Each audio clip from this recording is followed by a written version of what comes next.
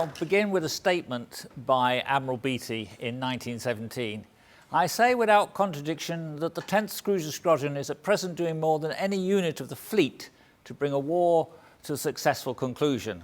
This talk will try to explain why on earth he thought that, particularly since most people never heard of the 10th Cruiser Squadron, and it gets about a couple of pages in the official naval history of the war, written 10 years later. That's because people don't want to remember what the 10th Cruiser Squadron did. It's very ambiguous on what it actually managed to do.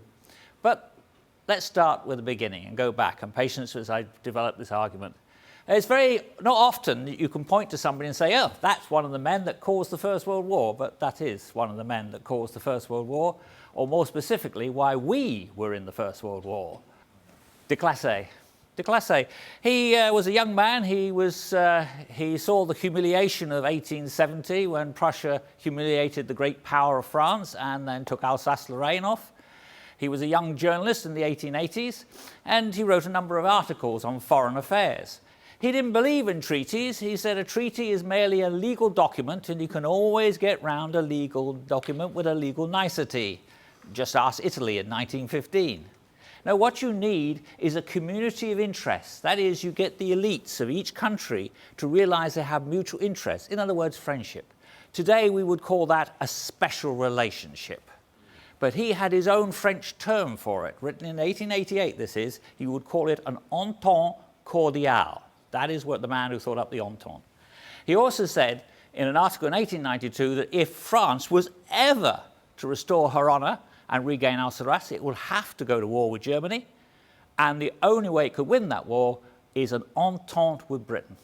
Britain was the key. Well, Britain had the money, paid for the French army. So he was determined, that was his life ambition, to get an entente with Britain. Of course, in 1890, the idea of Britain and France being friends was ridiculous. And in fact, in 1898, they practically went to war over the Fashoda crisis, a North African dispute, which the British supplied the French government an ultimatum that if the French accepted, would be a major loss of honor and face. And the French did, which was extraordinary, because Europe was convinced that the two would go to war. Why did they do so? Because he had just been made foreign minister of France. He knew what was at stake. You can't have an entente if you go to war with the country. As a result of that Fashoda crisis, Britain realized that going to war with France might be a problem. It hasn't got an army. It has a navy, but you can't beat a French army with a navy. So it would need a continental ally. So it turned to what Joseph Chamberlain said in a speech in 1899 is our natural ally, Germany. We've been friends with Germany for nearly on 200 years, and we've often been allies. And so he offered the Germans a military alliance with Britain. The Germans were keen. They saw us the natural ally. As the Kaiser said, you have the navy, we have the army. Couldn't be more natural. And we've always been friends. But the German public weren't interested. Unfortunately, in 1899 to 1902, we were the pariah state of Europe. Almost all European public opinion was against the British because of the Boer War, particularly when we put women and children in concentration camps. That's one thing to massacre black Africans, is another thing to do something like that to fellow Europeans. So the Germans thought maybe this wouldn't be such a good idea, maybe later. And by delaying it, it gave de Classe his chance. He put in place in London two of his followers, Paul Gabon, a brilliant diplomat, one of the best in the diplomatic service at the time in France. He would be ambassador to London until 1920. And also Colonel Victor Huget was the military attaché. If you ever wondered why the British Army fitted so well into the French Army and the French Army's plans in 1914, Huget. He was happy to give friendly advice to the British Army, particularly when it was reforming in 1908, because his job was set up in order to make sure how useful the British Army could be for the French. So he sort of made friends with leading officers and so on. Now, what happens next is not part of the story. How Paul Gabon and Huget managed to get us into the war by 1914, that's another story altogether. But what it does do is it, for the first time in German history, Britain starts to think of it as an enemy. And it now thinks how it starts in 1904, 1905 to discuss war plans on how to actually go to war with Germany. I mean, how does a whale beat an elephant? Is the sort of thing. Well, they looked at Germany and they had noticed something about Germany. Now, when Germany was created, the empire was created in 1871, it was a population of 41 million, and it was basically a rural society. By 1914, it was 67 million, and an industrial society. 2/3 of its population lived in industrial towns, which means they don't produce food, they consume it. Basically, Germany had industrialized and had become the second most wealthiest industrial nation in the world, beating Britain into third place. And when you have an industrial nation, you've got to feed it. So they actually industrialized their agriculture to do so. For example, it had the most extensive domestic milk production in Europe, totally dependent, though, on imported maize and oil cake. It had pig farms, the German sausage, but the pigs were totally dependent on fodder, which was imported from the United States. It had to fertilize its lands on a huge scale. It had plenty of potash, but its main crop, the one that has saved Germany from famines of the Middle Ages, was the potato. It was the central crop. German soil is not very good for grain. But the potato eats nitrates, all of it which was imported. It did produce rye, but it couldn't grow wheat. All wheat was imported. It could produce barley, but only half our needs. The rest of it was imported from Russia mainly, and that's where it got its beer from, its barley production. How you get in the idea is the fact that Germany, to industrialize its agriculture, had to import all its fodder and fertilizer from abroad. In other words, like Britain was doing exactly the same. We were importing. They were importing most of their food. Almost the entire industrial Ruhr lived on imported wheat. In fact, in food, in 1913, her imports of food exceeded her exports by 100 million. And not just food. Her industries were totally dependent on raw materials, which were imported. All her cotton, 70% of which came from the United States, was imported. Argentina was a main supplier for wool and hide, 3/5 of her copper, 3/4 of her mineral oils, including the most important lubricant oils, almost all which was imported. And lubricant oil, as Ludendorff said later in the war, is probably the greatest need in Germany. You didn't think of food. The manufacture of munitions are very dependent on imported nitrates and glycerine.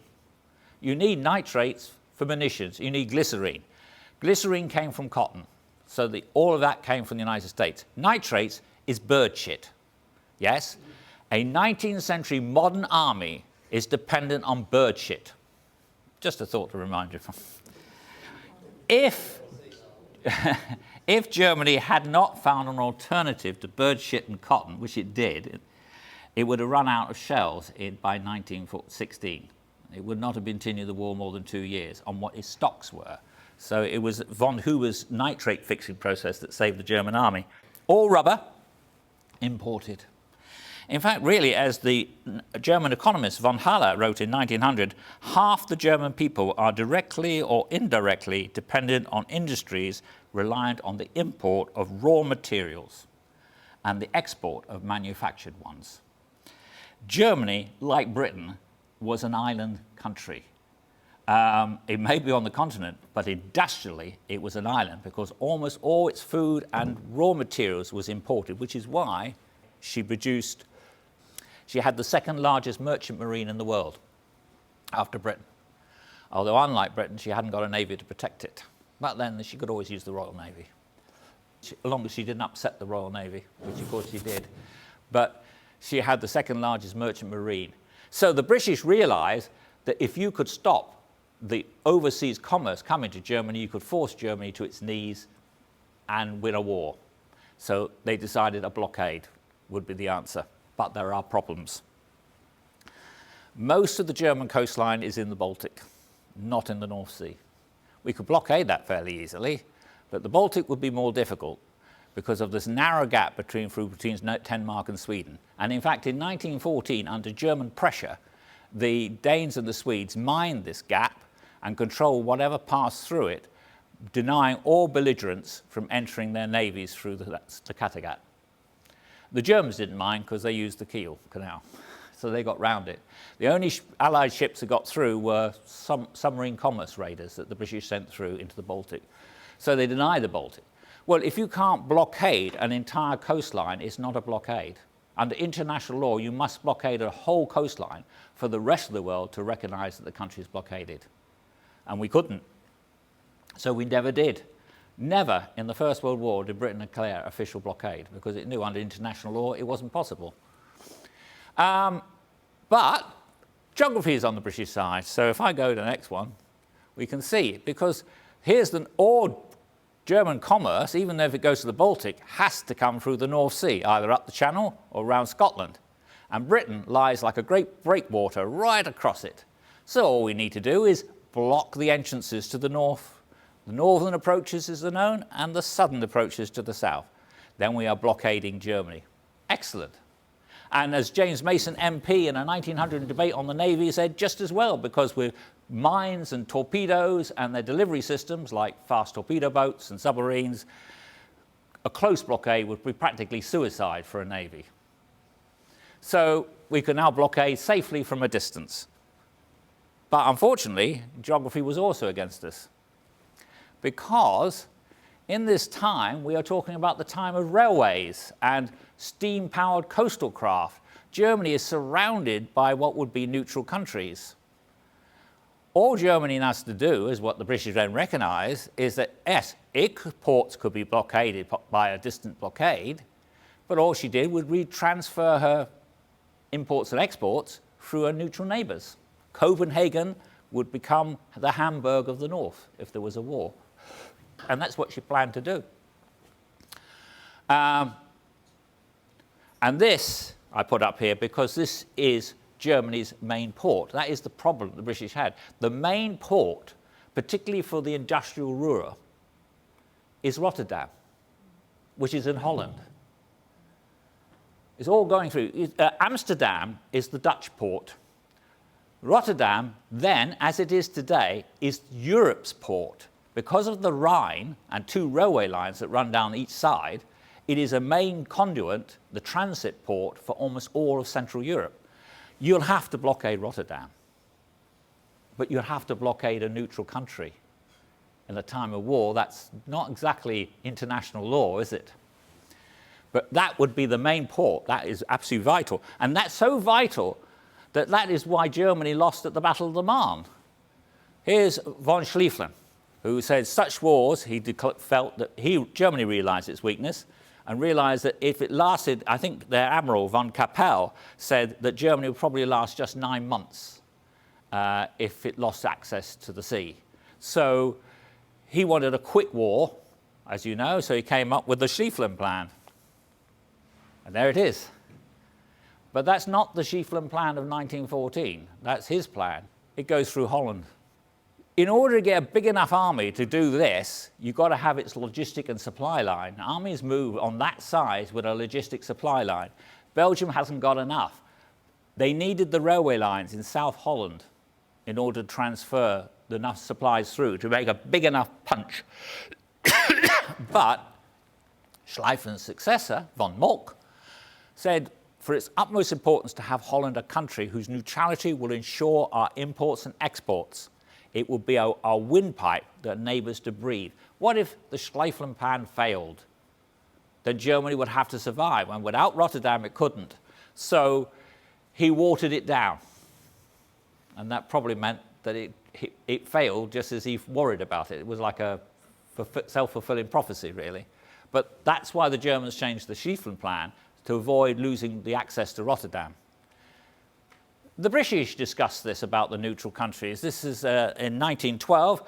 Maurice Hankey, the cabinet minister, had produced a report, and Lloyd George and Churchill were there to discuss its consequences.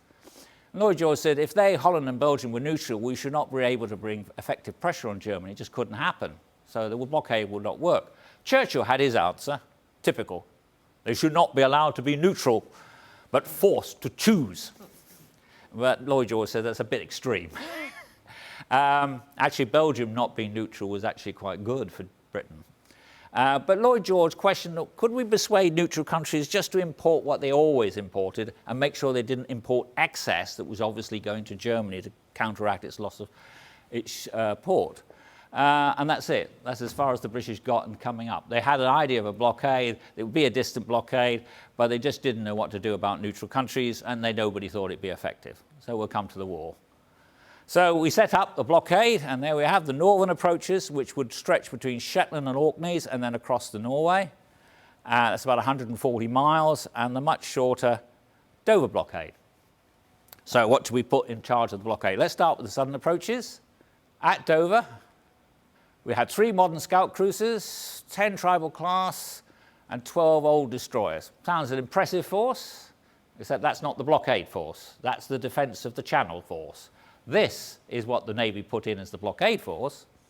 Imagine one of these tugs chasing a modern freighter coming up the Channel from America. About 10,000 tons and doing 12 or 13 knots, and these do about 6. It wasn't, I don't think they felt it was going to be a serious thing. Well, what about the northern approaches? Well, they boosted the North Patrol Force. For that 140 miles, they will have 14 cruisers, the 10th Cruiser Squadron and the 11th Cruiser Squadron. The 10th Cruiser Squadron, these are the oldest cruisers in the Navy, still operating.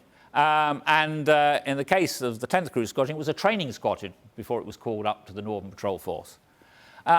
So they got 14, no, they haven't got 14 cruisers. They dumped the 11th and sent it to Ireland instead. It would be just the 10th up north. 9 cruisers to cover 140 miles. Poor stretch, except there never was 9. They've always got to go in for coaling. They've always got to go into repairs or R&R. And I think on the 19th of July, 1914, no, not 19th of July, 19th of August, they had 2 on patrol at that particular time. This is their commander, Admiral Duchaire. It was fortunate that we had him because he was a very impressive commander. I mean, his young days as a naval officer in late Victorian Navy reads like something out of Victoria's A Boy's Own annual. It's very, very do and dare. He was also a great administrator. He was Churchill's secretary before the war, his naval secretary, when he was First Lord of the Admiralty.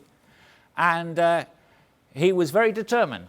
When one of his cruisers was being repaired in a Liverpool dockyard and a Liverpool strike threatened to stop the work, he had the strike leader brought to him personally and told him that if he didn't restore work within the hour, he would have him thrown in the brig. As he said in his autobiography, that did the job. He also had the friendly ear of James Jellicoe, the Admiral of the Grand Fleet, who was very supportive. So when he had a lack of cruisers, he would get some cruisers sent from the Grand Fleet that could be spared. Usually the oldest cruiser squadron, the 3rd Cruiser Squadron, the armoured cruisers, and also he even sent bold battleships. I mean, they're not very ideal for chasing merchant ships. I mean, a great big battleship of 15, 16,000 tons, maybe chasing maybe a small merchant ship of 5 is just, you know. But actually, HMS Hibernia had one of the only real success of that summer. They captured the SS Oscar II, which is a Danish steamer. And on board, they found the German consul to Yokohama, the Austrian ambassador to Japan, 2 German stowaways, and an Austrian band. I wonder it was an Oompa band, but anyway. And I thought it was quite a good catch. But there was another problem with the 10th Cruiser Squadron. Whenever the Grand Fleet put to sea, it had to go with it, because it was also an escort squadron. So when the Grand Fleet was patrolling the North Sea, there were no ships on patrol. Duchaire complained to Jellicoe, and Jellicoe said, well, you can have HMS Alsatian. It's an armoured merchant cruiser. And I'll give you some more, Teutonic and Mantua. These 3, they're not part of the 10th Cruiser Squadron. They're just extra for the Northern Patrol, but they always will operate. So whenever you're coming with me in the Grand Fleet, you can still got 3 ships out there covering the 140 miles. Duchaire also complained about the fact that the main way of dealing in stopping merchant ships is that you're supposed to stop and search them. And he complained on the three things that this wasn't really practical. First, there was a risk of U-boat attack with your cruiser sitting still in the water. And he was quite aware that the U-boats could reach his patrol line between Shetlands and Norway. The high seas of the autumn, opening up to inspect cargoes, risk water entering the hold of these merchant ships, which could damage the cargo or even sink the ship. And the nature of modern merchant ships, well, they were much larger and had lots of different cargoes compared to the old rules or the old sailing ships. In fact, there's a list of instructions on what you should look for. A list given to the 10th Cruiser Squadron captains for things to look out included the use of double bottoms, decks, bulkheads, hollow masts, use of copper keels, the plates to smuggle copper in, rubber in all sorts of disguise. One officer said that he was much surprised when he picked up an onion, dropped it, and it bounced back up at him. Items could be hidden in other cargoes, in cotton bales and barrels of flour. This would take far too long. So he argued, and Jellicoe agreed, that instead of stop and search, it would be stop and send into Lewick and Keswick, where they would spend several days being thoroughly examined. Nobody knew that that change in the rules would have enormous implications on what was to happen next. But we'll come to that. And then they lost the cruiser. On the 15th of October, HMS Hawke was sunk by a U-boat. The J had been complaining the patrol line was far too south, and his cruisers are small, they're easy targets. They can only do a maximum of 13 knots. There had been good sea boats in their day, but this was well past their day. So they decided to change the patrol line. Instead of across here, they'll go it that way, out of range of U-boats. So the patrol line will go from the Shetlands, the ferries, right up to Iceland, which means that these 9 cruisers have got, and 3 armoured merchant cruisers have got a real job on their hands. But it also exposed them to the weather coming in from particularly in the autumn. And on the 15th of November, the first autumn storm arrived. Duchaire was on his flagship Crescent when it hit. It flooded his front boiler room. That left only the rear boiler room working. That is, if that flooded, that would have been a disaster. The ship would have turned, would not been able to hold its position to the wind. It would have turned and breached and been over, capsized, breached as they called. His cabin was washed overboard. Fortunately, no one was in it, but it was washed completely overboard. When a few days later he stug it into Lewick, he found many of his other cruisers all in equally bad shape from that storm. This led Jellicoe to write the next day to the Foreign Office. We'll come to one of the lieutenants on the Cruiser Squadron. The great gale put an end to the use of these old cruisers in the northern. They were just not up to it. They were just not up to it. And so Jellicoe wrote, "No longer control neutral trade in contraband passing through the north of Shetland Islands. I can't do it. These ships are not up to it." He also pointed out the squadron now employed are much required for other duties. He could use them for other things. Just get rid of them. They're not doing anything. And he didn't think the blockade was very effective because what ships they were boarding and sending in, the Foreign Office were releasing, particularly if they're American. They didn't seem to be, I mean, their captains knew that the cargo was definitely going to Germany, but they were being released. And so what was the point? The Foreign Office would reply, but before I get to the reply, I shall come to what he means. This is a table here, which I've got, for example, just to show you, but I've got masses of statistics on this. The neutral countries were doing their bit for the German war effort. Look, I mean, the money you can make. Look at the imports. I mean, just take lard from nothing. This is Denmark. Lard. Suddenly, it's exporting 22 million pounds of lard to Germany. And it produces its own lard, I mean. And again, here are the imports of lubricants. And look just how much they suddenly go up. Look at Sweden, from 348,000 to 896,000 tonnes. It was definitely going through masses of cargo, going through neutral ports to supply Germany and Austria-Hungary, of course. And the law was against, international law was against the blockade as well, in many ways. At the Declaration of London in 1909, contraband was split into 3. Absolute contraband means anything military, weapons, definitely used for military use, weapons, munitions, uniforms, that kind of thing. Conditional contraband is anything that could be used either for military or civilian. Raw materials. Cotton could be used for munitions or could be used for making clothes. This was conditional contraband. And the free list is anything that's definitely for civilians and not for the military. Food was always a problem on that one because most people wanted to thought food would be on the free list, but most belligerents wanted on the absolute list because they said all food went to the army. But that was a debate that went on. But the problem was that the difference between the two contrabands is the principle of continuous voyage. This is, if you stop a ship carrying absolute contraband to the enemy via a neutral country, you can seize it. If you stop a conditional contraband list cargo, you can't stop it. And Germany didn't import absolute contraband. Why would it need munitions and weapons? It made its own. What it wanted was the raw materials, which are conditional contraband, and there was no way under international law that that could be altered. So Britain said unilaterally, change the law. So in the Order of Council on the 20th of August 1914, they said the continuous voyage principle applies to the conditional contraband, and immediately got hit by the United States, who saw that as an absolute attack on their neutral rights. And in fact, I haven't added it there, they also made a reminder, a public reminder to the British government that America and Britain had gone to war on the same thing in 1812, the interference of neutral commerce. Hint, hint. Britain got the hint and restored the law to what it was. So, and you see it's October, so you can understand Jellicoe's frustration, his Cruiser Squadron's frustration, they just weren't getting anywhere. Then a week later he got his reply, and this is what changes everything. Your action, the Foreign Office replied, in arresting these ships has already produced valuable results. Ship owners are avoiding carrying the cargo. Underwriters will not insure except at extreme premiums. Guarantees have been forced from neutral powers which are prohibiting export of many objectionable articles.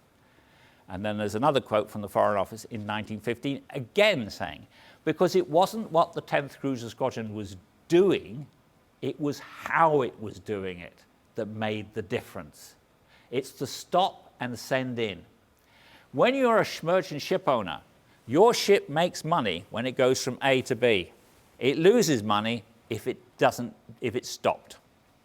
Sending a ship in for several days for inspection lost shipping companies valuable profits, and they only run on narrow profit margins.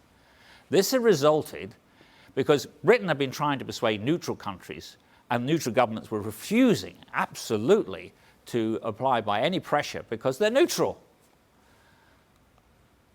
But the example of Holland America. Holland America is the grain ship importer it's the main shipping company for grain going into Rotterdam. And its ships were being interfered with, and it was cutting its profits. There was a small company, a sort of commission called the Dutch Commercial Commission, which operated a small company that operated like a sort of PR with foreign governments. And Holland America asked them to go to Britain and said if Holland America promises that its imports of grain are not re-exported to Germany, will Britain stop interfering with its ships and stop stopping them on the high seas? Britain saw the opportunity and agreed. The French said, you don't want to trust the Dutch, they're pirates. But the British said, no, you've got to trust this. And with the Holland America example, 7 other shipping companies thought it would be a good idea. So the Dutch Commercial Commission established a company, a royal assented company called the Netherlands Overseas Trust. And shipping companies and merchants as well, having cargo carried on those ships, could join the Netherlands Overseas Trust. Their ships, their goods, will not be interfered with by British ships in exchange for a promise that they will not be re-exported. Everyone who joined had to pay in several million florins and would be fined if they were found out to have broken that.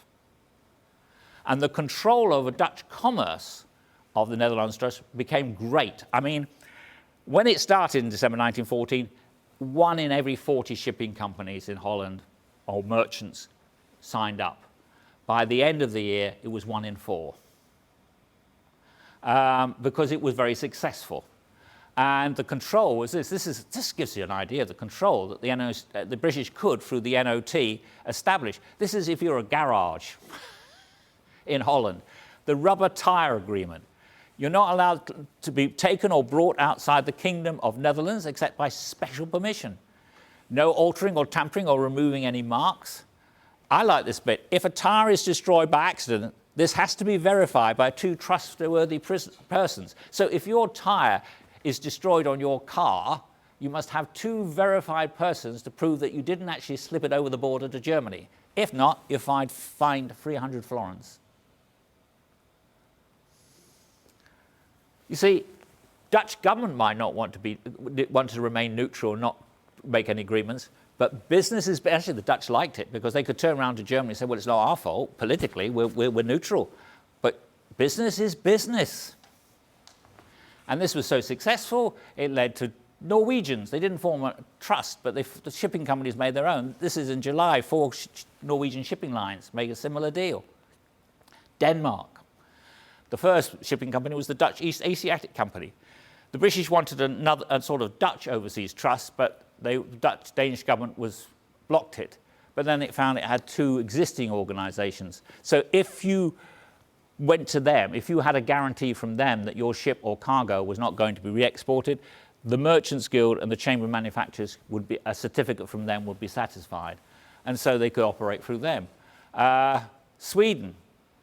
Now, Sweden's the most pro-German of the neutrals, but the cotton spinners made a deal, and not only that, they made a ration deal. They promised not to import more than 10,000 tons of cotton, which is what they'd used in 1913, to ensure that none could sort of slip over to Germany across the Baltic. The Swedish government was very upset by that. And so it made a protest. When that was ignored, it passed a law. So in 1916, any Swedish company that made a deal with the British would be fined heavily, and that stopped the Swedish companies following this. The other, even Switzerland, this is the Swiss equivalent of the Netherlands OC Trust, made deals to not re-export. Now, before I tell you the fact more about this, I should point out in the autumn of 1915, we have reached stalemate. And the Allies are beginning to think of ways of winning the war because it can't seem to be won militarily. So the economic campaign, in other words, bringing Germany to knees by some means, would be good. And to back up the blockade of those of the south and the north, the British in November 1914 declared the North Sea a war zone. Any merchant ship without permission in that area could be sunk.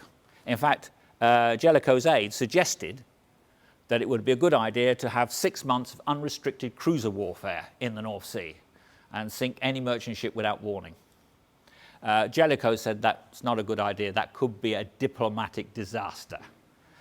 Shame that Scheer wasn't quite so good thinking on that one. But what the British could do is lay mines, and this meant the southern approaches was closed because any merchant ship coming up here has to get past those mines to go on. Therefore, it would have to stop in the Downs and get a pilot to take them through. And while it's there, you can search it.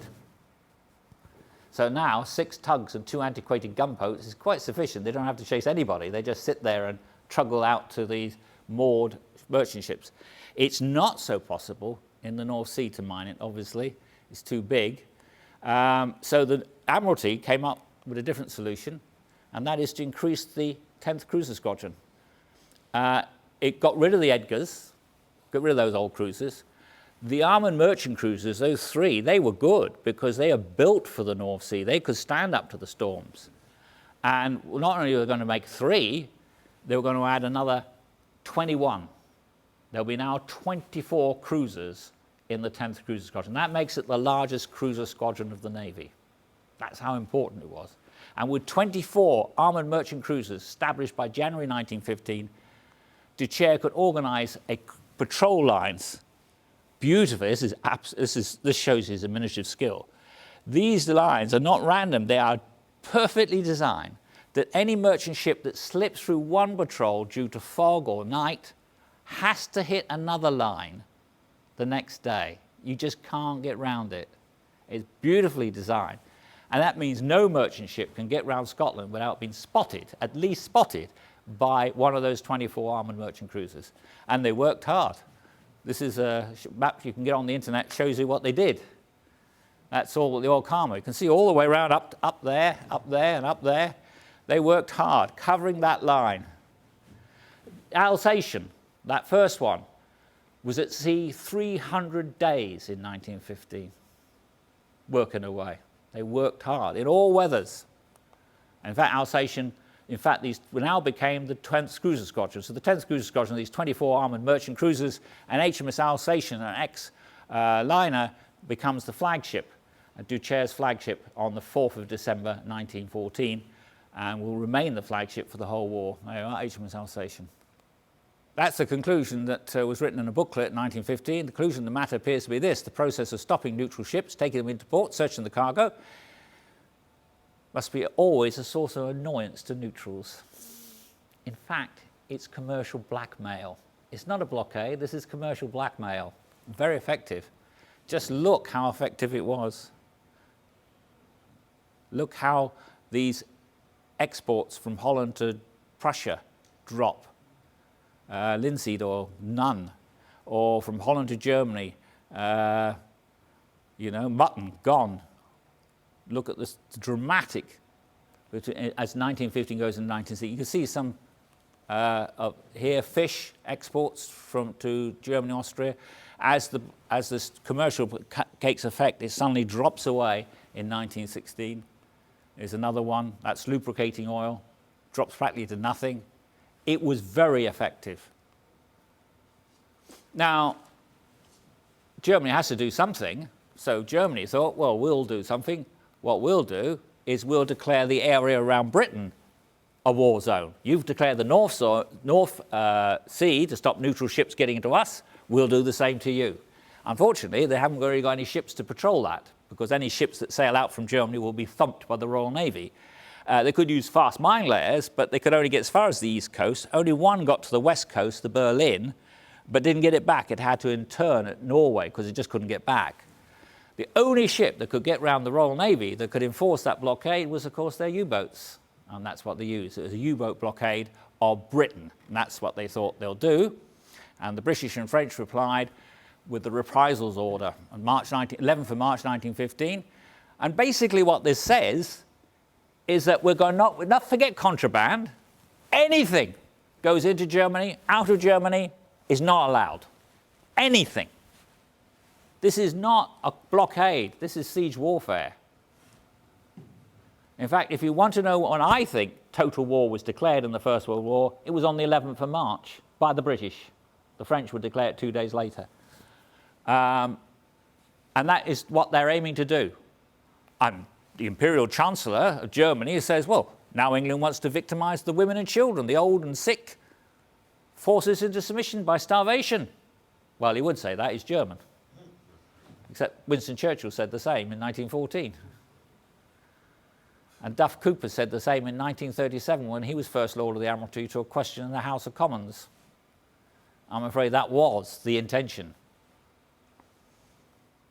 Oh, before I get to that, I missed that. Now, the Germans didn't want this, so they approached the Americans to intervene, and they said, if we give up the U-boat war, commerce war, will the Americans pressurize the British into giving up the March reprisal? And the Americans were in full agreement with it and supported them, very sympathetic to the Germans at this point. And then Germany torpedoed literally her diplomatic with the sinking of the Lusitania, which meant she lost American sympathy for a while. She would regain it, but she lost it for a while with that, and the U-boat was not very successful. They only had, incidentally, 10 on patrol in that year. 47 altogether, but you only have 10 on patrol because the others are coming in, going out, or staying at home, refueling. That was all they had to do it all. Germany is the first country to bring in rationing. It's January 1915, and it's wheat. In fact, wheat will be cakes, and for Easter and Christmas are banned for the rest of the war. Don't think of baking it yourself. Yeast is banned to be sold by February 1915. By the end of the year of 1915, these items are now rationed in Germany, and they are basics. Potatoes, that is the most basic food. That's what Germans really rely on. Bread, and that includes war bread, because they replace wheat bread with war bread, which is a sort of mixture of rye. If you ever had a rye pumpernickel, you know what it's like. It was so indigestible that, in fact, by the summer of 1915, doctors were telling patients not to eat it because it was causing major digestive problems and illness. And the only way it was palatable was to put a lot of butter on it. That was rationed. Meat was rationed. Yarn was rationed. Butter was a real problem. The Berlin police recorded 50 riots in Berlin in the autumn of 1915, all related to the lack of butter. The main one problem was the lack of fertilizer and fodder. That's why the meat became scarcer. The animals were getting thinner. In 1916, the government brought in meatless days to reduce the pressure. By the end of 1916, that was 6 days a week. Your 100-gram ration was for Sunday. A sausage, probably, if you're lucky. That is if you're lucky. Because Germany is an empire. It's a mix of countries and states, and they don't always talk to each other. The distribution was not equal. So, for example, potatoes, which you could still eat in the Rhineland in the autumn of 1915, you couldn't get, I got from a letter, you couldn't get in Leipzig for love or money for the whole month of September. There were no potatoes in Leipzig. You think of fertilizer and fodder, I mean, chickens. You wouldn't think, but chicken feed's gone. They were rationed for egg in 1916 was 1 egg per week per person. Unless you lived in Berlin, it was 1 egg per person per month. Milk was in such short supply that by 1916 you could only get it on prescription for children only. Soap was rationed. In fact, fat is what makes soap work. And the soap they were getting was more clay than fat. In fact, it was getting so bad that it wasn't washing or cleaning. And by the middle of 1915, skin disorders, particularly among children and babies, was developing. You can't wash the nappies very well with clay. They had a bumper harvest in fruit in 1915, but most of it went rotten because they hadn't got the sugar to preserve it. Beer. Well, what can I say? German without beer. Well, you can only have it 5 days a week by January 1916, and it's a chemical herby brew lacking malt or hops, to quote, more water than taste. It became a world of ersatz, which means replace. They had milk fix.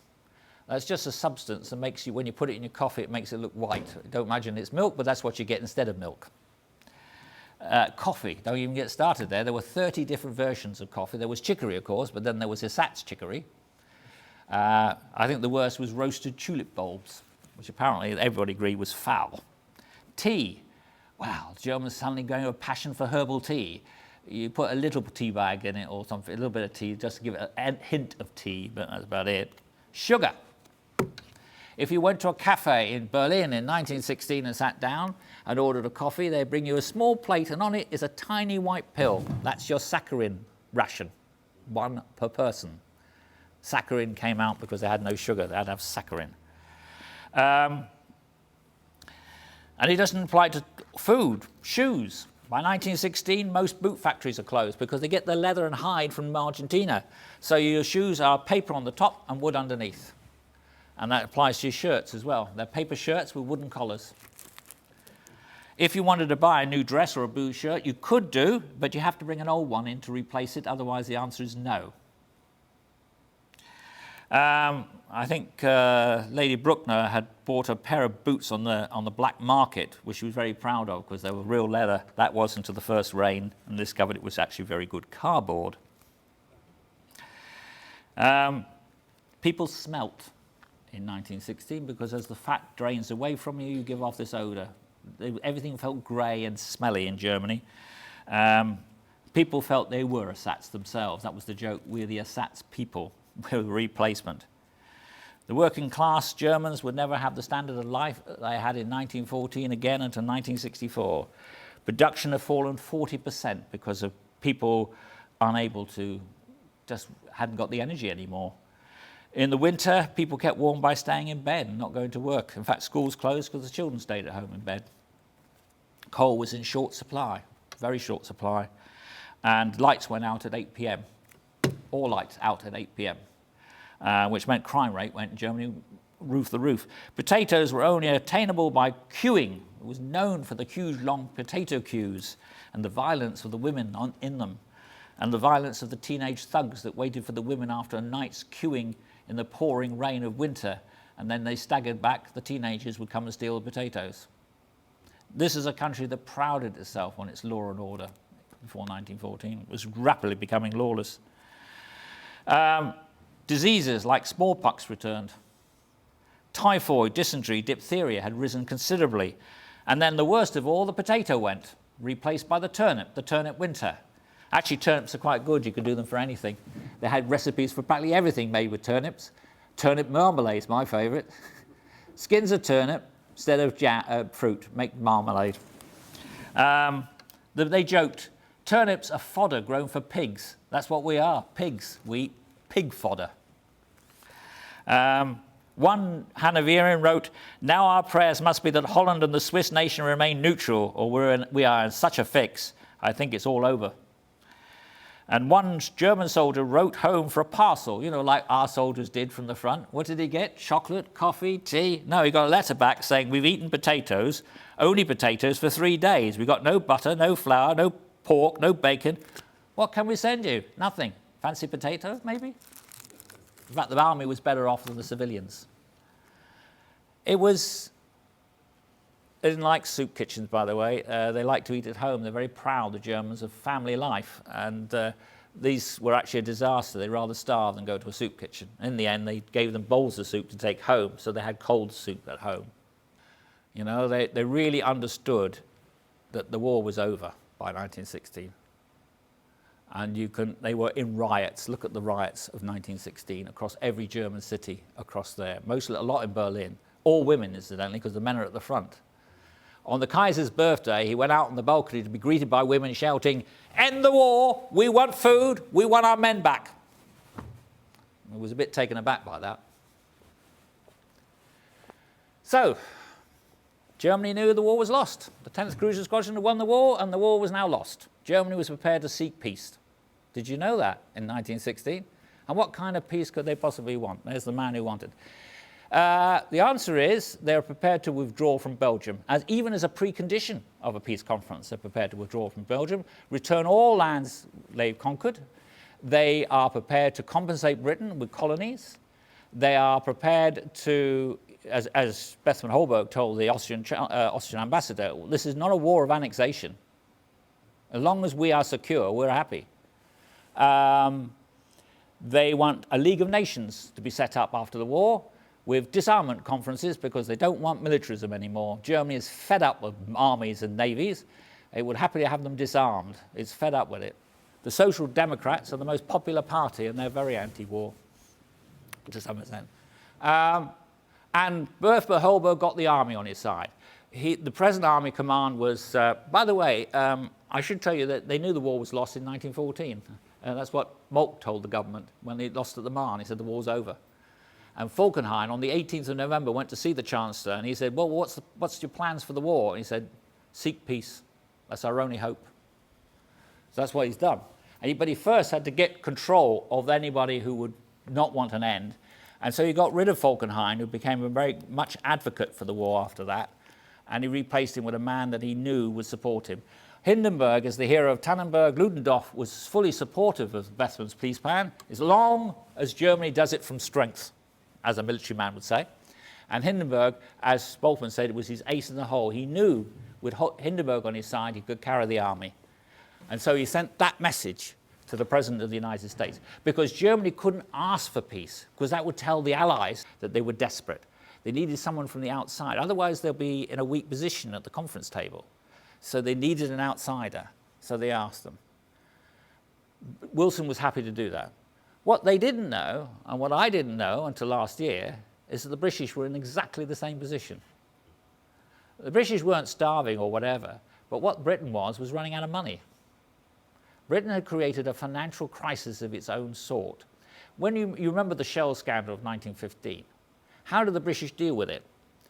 Well, part of the problem was that British production had dropped because a British worker is much more valuable than a Russian worker. He's good for an army cannon fodder, but British workers are really good at it because it's such a powerful industrial nation. But we sent them to the army. Our production had dropped. So why not use America? Why not use a neutral workman in America to replace our workmen so they can go and join up? The only problem is you have to pay for it with dollars. And we created a dollar crisis. Because the way you deal with, if you're importing a great deal of goods, you borrow money, in other words, you go to the Americans and borrow the dollars to pay for it, because they're only going to accept dollars. Except the Americans wouldn't invest in us. They wouldn't lend money to us, even if when we put it at 4.5% interest rate, which was well above the current interest rate, Americans weren't interested. Why would they want to invest a country at war, and one that wasn't going very well, when there's an entire American market, a very wealthy American market to invest in? We just couldn't get the dollars. So we used our gold reserves and the French reserves and the Russian gold reserves, and we were running out. In fact, the government had worked out that the Somme offensive would be the last offensive of that level that we could afford, that by June 1917 we would reach a point where we would no longer be able to pay in dollars, and we would no longer be able to supply the armies of the Allies and our own with the kind of offensives that needed to knock Germany out of the war. The war was unwinnable. So the British had decided if America called for peace, Britain would accept it, as long as Belgium was restored, which the Germans were happy to do. What went wrong? Well, Wilson, really, he just wasn't up to the job. He was just naive. He had no support within his government. He had to do it all on his own with his wife, a typewriter, and his friend, Colonel House, and he was really out of his depth, and he messed it all up. So messed it up that even Bethmann Hollweg spent 12 months trying to get a peace with the Allies.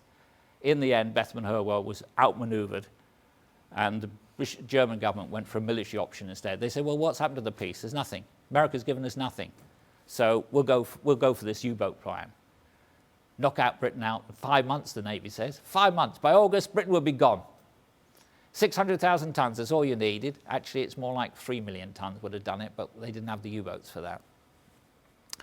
So it was what Bethmann Hollweg said, absolutely mad escape plan. The U-boat absolutely failed from the word, almost from the word go. It scared, but it didn't have any chance of winning the war.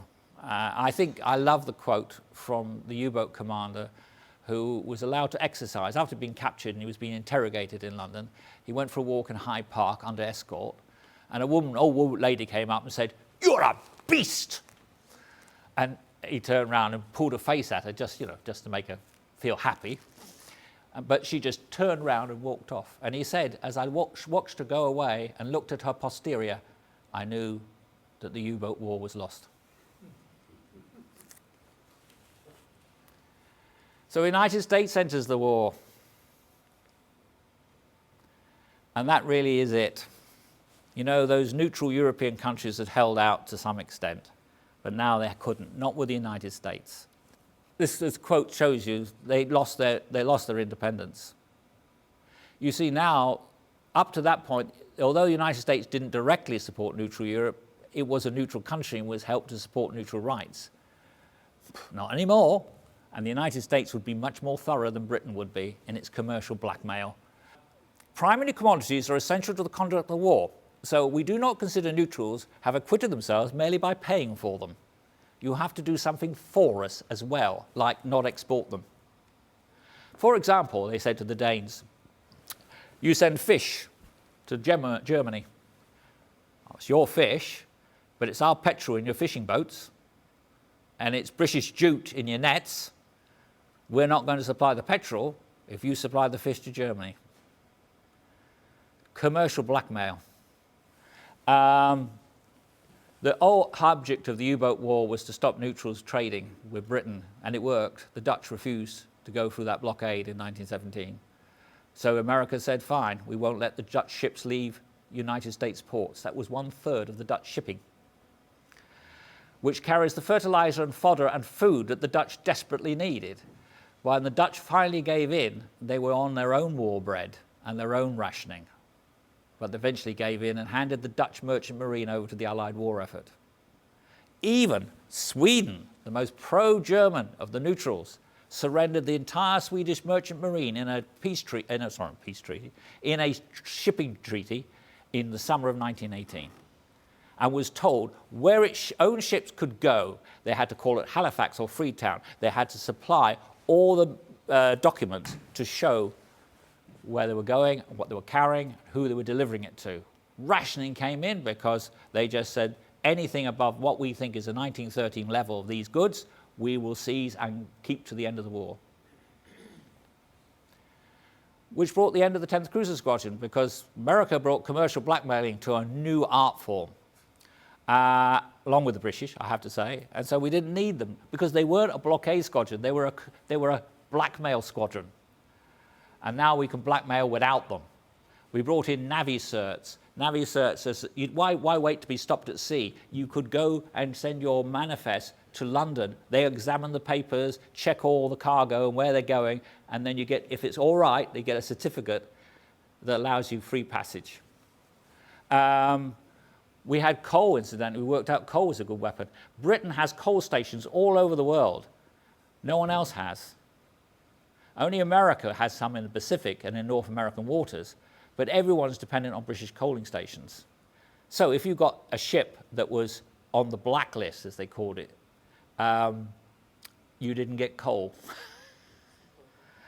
And the only way to get off the blacklist was to do something like an unprofitable Spanish iron ore trade for a couple of months for the British war effort, and then maybe they'll move you. But with blackmail, and don't imagine the 10th Cruiser Squadron is not a blockade squadron, it's a blackmail squadron, and it showed the way. We just developed it. We actually developed the Ministry of Blockade, which was in fact a commercial blackmailing machine of a high quality. And the United States gave us the power to do it. We really delivered. And now we delivered. That is what Bonar Law, the Chancellor of the Exchequer, said on the day of the Armistice. The downfall of the military colossus was due to the blockade, which has sapped the whole foundation of Germany. Do you know why Ludendorff calls for the Armistice? No lubricant oils. That's what he says in his memoirs. Lubricant oils you need to keep your trains going. Without oil, your trains don't go. Without your trains, how can you feed your army, supply it, bring it back if they're wounded, bring up fresh troops on the Western Front? You've got to shorten your supply lines by withdrawing, which he had to do.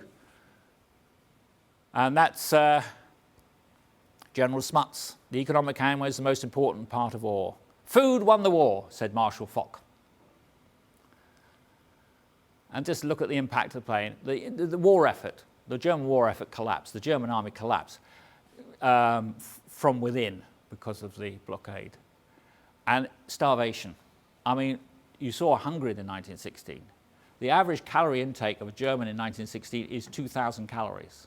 By 1918, it's 1,000 calories. 800 in Vienna. You can't feed a child on that. That is the average intake. More civilians died in Germany than in the German army in 1918 because of the economic campaign. 735,000 is the estimate died from the effects of malnutrition in up to 1918. And if you count, that's Germany. If you count Austria-Hungary, you are talking about an estimate of 1 million civilians died. The 10th Cruiser Squadron is responsible for over 1 million civilians, women and children and old men and old women mainly. Statistics show that over 5,000 towns had an average weight loss of 20%. 50% wasn't rare. People's mental and physical capacity was reduced, particularly in children, because they need the proteins in order to develop their brains in adolescence. And it was much reduced because of it. They lost their empathy. Diseases reappeared, and the ability to recover, this is what killed a lot of old people, was that they didn't recover because they didn't have the fat. Female pregnancies, fertility dropped dramatically in the last year of the war. And just look at the rise in mortality rate for Germany. As Herbert Hoover, America's representative, the war was brought to an end in no small measure by starvation. And the worst is yet to come, because this is an atrocity that's about to turn. I'm sorry about this, but this is it. Food won the war, said Marshal Foch. Food will win the peace. When the Social Democrats seized power in Germany and they went to see the Armistice, the British produced very strict naval terms, and the French produced very strict military terms. The Social Democrats didn't care. They could have what they wanted. They could have the entire army disbanded, the navy disbanded. The politics of Germany had enough of all that. They had enough of war and everything to do with it. What they wanted was food. What did the British say? Well, I don't know about that. Remember the Lusitania? Well, that was 1,000. So the Germans pleaded, and in the end the Allies agreed, well, maybe. And the maybe was no, in effect. Because not one ton of food was supplied to Germany between 11th of November and the 21st of March 1919, and to Austro-Hungary. Vienna survived only because the Swiss broke, because the blockade was now complete. Neutral countries dare not do anything now. And the British and the French American ships could enter the Baltic and close the Baltic trades. The Baltic fishing fleets that supply some fish to Germany was gone. The whole dairy herds had to be handed over to the Belgians. There was no milk to be had. In Vienna, a woman writing in Vienna, she had 3 children, 2 had gone to war and come back disabled. It was her 3rd that died because of the war. That was her daughter. She died when she gave birth. The doctor said she is too weak. You need to get fat, milk, to make her survive. She went to the hospital and they said, no, there is no milk to be had in Vienna. None whatsoever. She died. And that's what the doctors said. You think, oh, so this is from Berlin. This is, Americans sent witnesses to find out how devastated the Centrals were. You think this is a kindergarten for little ones. No, these are children of 7 to 8 years. Their tiny faces with large dull eyes overshadowed by urge, puffed, rickety foreheads. Their small arms, just skin and bones. When finally, in July, the Germans signed the peace treaty, they were told if they didn't, what happened. This is what the person who signed it said to the Allies. Hundreds of thousands of non-combatants have perished since the November the 11th as a result of the blockade, killed with cold deliberation after our enemies have been assured of their complete victory. There's a more statistic. This is a quote from a Bavarian one was heard, this is far worse than war. 20% of children apply for admission to school, sent home unfit to attend. General Plummer was in command of the forces, the British forces in Germany. He went to Versailles and it's rumoured that he actually pushed Lloyd George against the wall in his anger. Hordes of skinny and bloated children, with the big stomachs, pouring over the offal at British. It's demoralising the British army. Do something. And actually Lloyd George did. The blockade was actually lifted on the 21st of March, thanks to Lloyd George's efforts. He managed to outwit the French, who were determined that it wouldn't be. This woman, there were people in Britain fighting against this. This is Elegantine Jebb, and this is her poster that she handed out in Trafalgar in January 1919 about starving children and the crime that we were committing in the Armistice, that we were leaving the Germany starving like this. She and her sister, and after she'd done a campaign, she established a charity. That is the origin of Save the Children. It's the German children she was talking about. This is Kellogg, who was sent by the Americans to, he wrote a book about his travels around Europe in the winter of 1919. We're pleased to talk of Huns, but when history tells the whole story of the working of the blockade, from the Urals to the Rhine, in the hospitals that lacked drugs, linen and anesthetics, in garrets where dying children called to the unemployed fathers, in streets where desperate mobs pillage under fire brutalized troops, the next generation asked with a probing curiosity what devastation it was that Attila wrought to compare with the achievement of ours. And Lloyd George agreed. He reckoned that we had actually done so. He called it a virus pool. That for ours, one day we'll find the memories of starvation turned against them. And there was no better truth than that. a man called Abel, a Frenchman, in 1938 interviewed members of the National Socialist Party in Germany to find out what they had in common. What they had in common is they all remembered as teenagers the days of starvation. That's all they talked about. This book, if you're interested, is the most graphic book on that, The Politics of Hunger, on the blockade. He will point out that, of course, science will tell you that if you starve teenagers of protein, their brains don't develop into adulthood. It means they lack empathy as adults. That's one of the effects.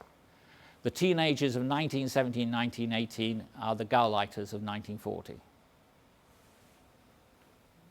And that's his point. You cannot escape the fact that we created the Nazi character, is what you're saying, through the blockade. That's his point.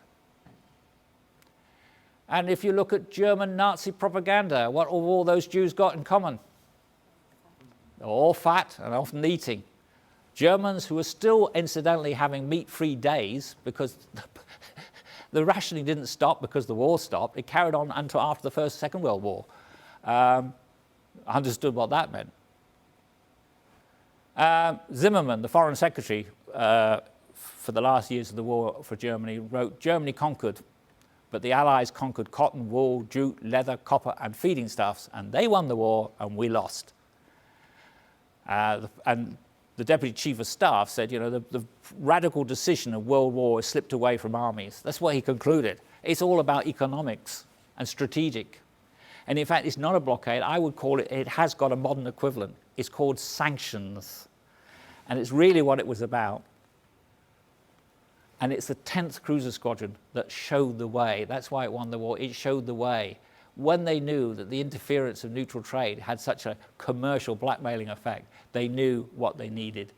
And even though it was disbanded in 1917 as no longer necessary, its impact would have a long, long history. And I will finish with Hindenburg's assessment, because this is from his writing in 1919. Think of 70 million human beings living in semi-starvation, thousands of them slowly succumbing to their effects. Think of all the babies in arms who perish because their mothers starved. Think of all the children who were left sickly and weakly for life. And this is not in a distant India or China where a stony-hearted, pitiless nature refused her blessed reign, but here in the very centre of Europe, the home of culture and humanity, a semi-starvation which was the work of the decrees and power of men who want to glory in their civilization. Where is the civilization in that? My grandfather, who fought 3 years in the war, got 4 blighty wounds, started as a private and left as a private, would have been shocked. He'd always told me he never understood why he went to war. But it wasn't necessary. We won it by another means. He wasn't there to win the war either. It was there to actually stop the Germans winning on the Western Front. And that's George Bernard Shaw in 1919. And those are German children. It's the only picture I could find because it's all gone. They seem to have records. The Nazis and the rise of Hitler destroyed much of the evidence. Didn't want to remember this. Thank you very much for listening.